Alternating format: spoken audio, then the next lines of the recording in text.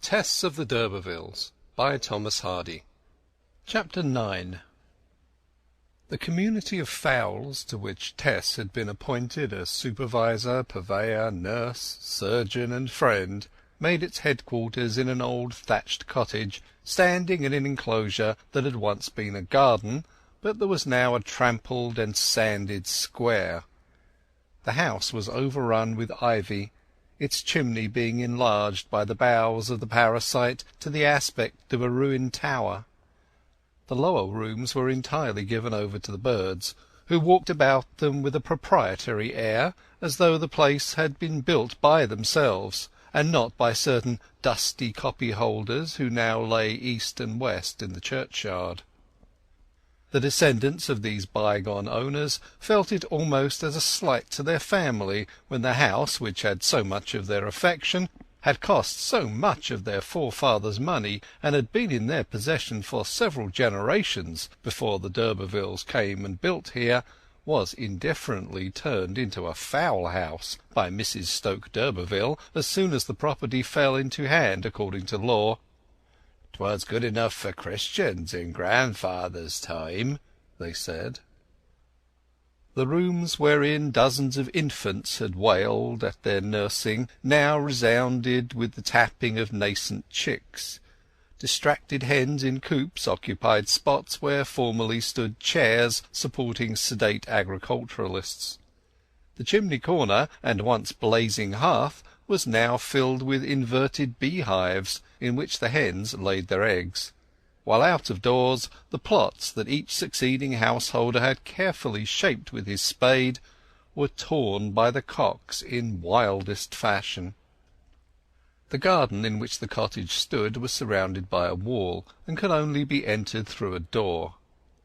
When Tess had occupied herself about an hour the next morning in altering and improving the arrangements according to her skilled ideas as the daughter of a professed poulterer, the door in the wall opened, and a servant in white cap and apron entered.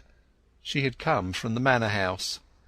"Mrs. d'Urberville wants the fowls as usual," she said; but perceiving that Tess did not quite understand, she explained, "Missus is a old lady and blind." "Blind?" said Tess.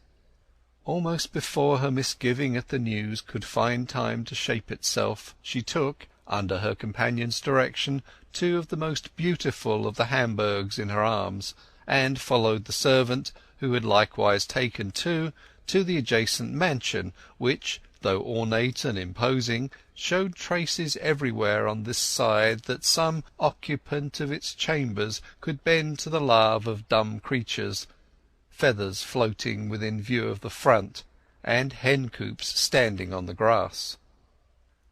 In a sitting-room on the ground floor, ensconced in an arm-chair with her back to the light, was the owner and mistress of the estate, a white-haired woman of not more than 60, or even less, wearing a large cap.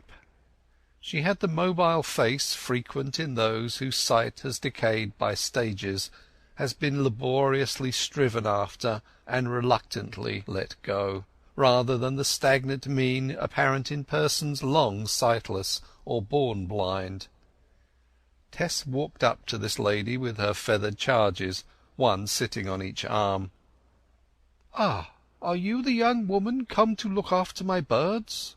asked Mrs. d'Urberville, recognizing a new footstep. "I hope you will be kind to them. My bailiff tells me you are quite the proper person. Well, where are they? Ah, this is Strutt. But he is hardly so lively to-day, is he? He is alarmed at being handled by a stranger, I suppose. And Fenner, too. Yes, they are a little frightened, aren't you, dears? But they will soon get used to you." While the old lady had been speaking, Tess and the other maid, in obedience to her gestures, had placed the fowls severally in her lap, and she had felt them over from head to tail, examining their beaks, their combs, the manes of the cocks, their wings, and their claws. Her touch enabled her to recognize them in a moment, and to discover if a single feather were crippled or draggled. She handled their crops, and knew what they had eaten, and if too little or too much. her face enacting a vivid pantomime of the criticisms passing in her mind. The birds that the two girls had brought in were duly returned to the yard, and the process was repeated till all the pet cocks and hens had been submitted to the old woman. Hamburgs, bantams, cockins, Brahmas, Dorkins, and other such sorts as were in fashion just then, her perception of each visitor being seldom at fault when she received the bird upon her knees. It reminded Tess of a confirmation in which Mrs. d'Urberville was the bishop, the fowls the young people presented, and herself and the maidservant the parson and curate of the parish bringing them up.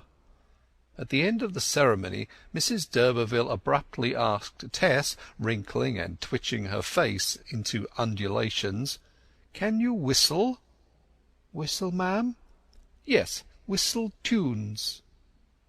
Tess could whistle, like most country girls, though the accomplishment was one which she did not care to profess in genteel company. However, she blandly admitted that such was the fact. "Then you will have to practise it every day.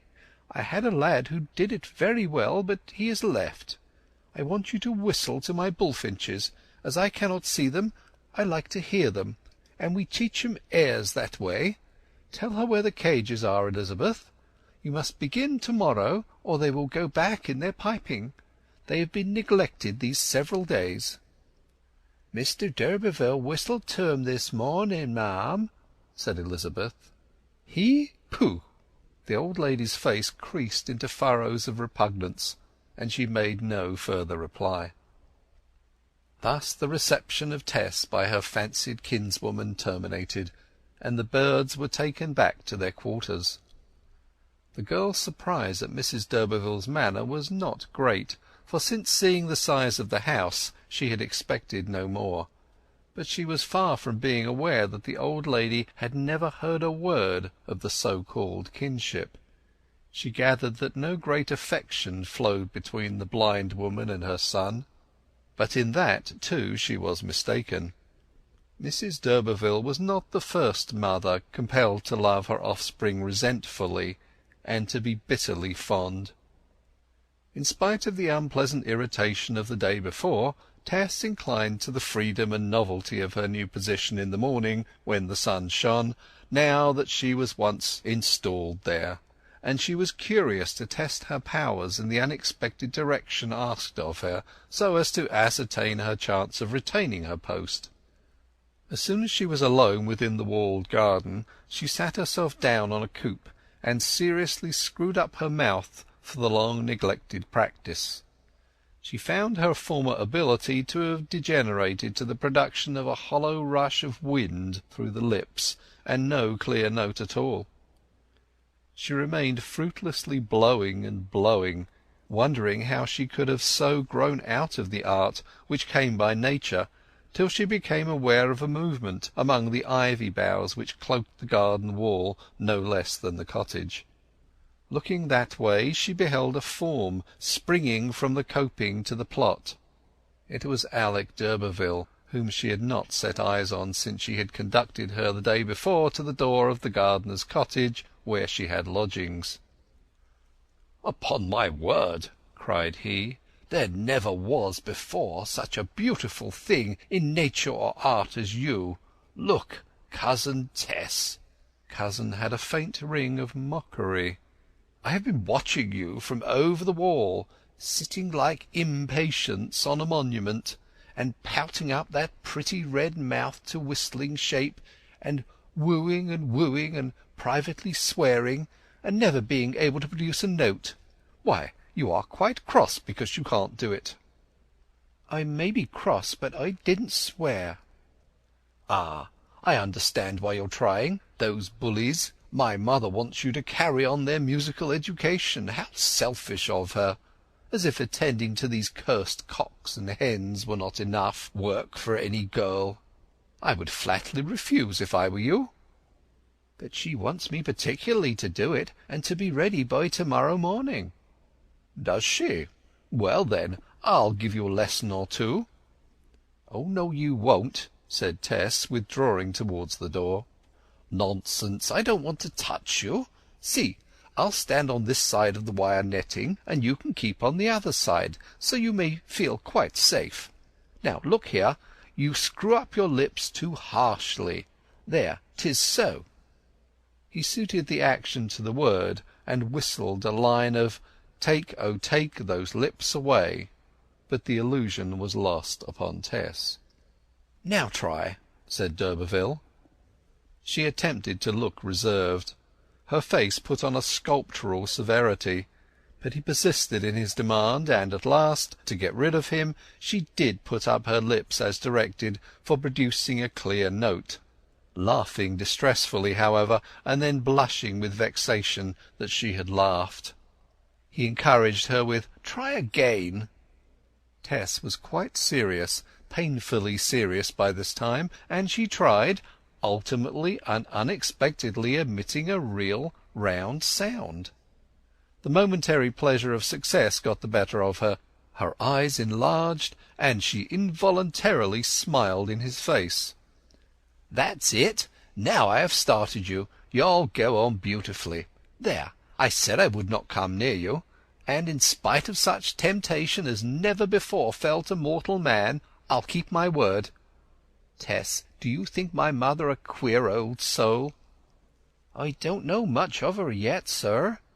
"You'll find her so. She must be, to make you learn to whistle to her bullfinches. I'm rather out of her books just now, but you will be quite in favour if you treat her livestock well. Good morning. If you meet with any difficulties and want help here, don't go to the bailiff, come to me."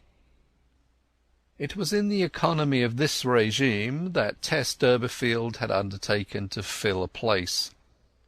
Her first day's experiences were fairly typical of those which followed through many succeeding days. A familiarity with Alec d'Urberville's presence, which that young man carefully cultivated in her by playful dialogue and by jestingly calling her his cousin when they were alone, removed much of her original shyness of him, without, however, implanting any feeling which could engender shyness of a new and tenderer kind. But she was more pliable under his hands than a mere companionship would have made her, owing to her unavoidable dependence upon his mother, and through that lady's comparative helplessness upon him. She soon found that whistling to the bullfinches in Mrs. d'Urberville's room was no such onerous business when she had regained the art, for she had caught from her musical mother numerous airs that suited those songsters admirably. A far more satisfactory time than when she practised in the garden was this whistling by the cages each morning. Unrestrained by the young man's presence, she threw up her mouth, put her lips near the bars, and piped away in easeful grace to the attentive listeners. Mrs. d'Urberville slept in a large four-post bedstead, hung with heavy damask curtains, and the bullfinches occupied the same apartment, where they flitted about freely at certain hours, and made little white spots on the furniture and upholstery. Once, while Tess was at the window when the cages were ranged, giving her lesson as usual, she thought she heard a rustling behind the bed. The old lady was not present, and turning round, the girl had an impression that the toes of a pair of boots were visible below the fringe of the curtains. Thereupon her whistling became so disjointed that the listener, if such there were, must have discovered her suspicion of his presence. She searched the curtains every morning after that, but never found anybody within them. Alec d'Urberville had evidently thought better of his freak to terrify her by an ambush of that kind. End of Chapter 9.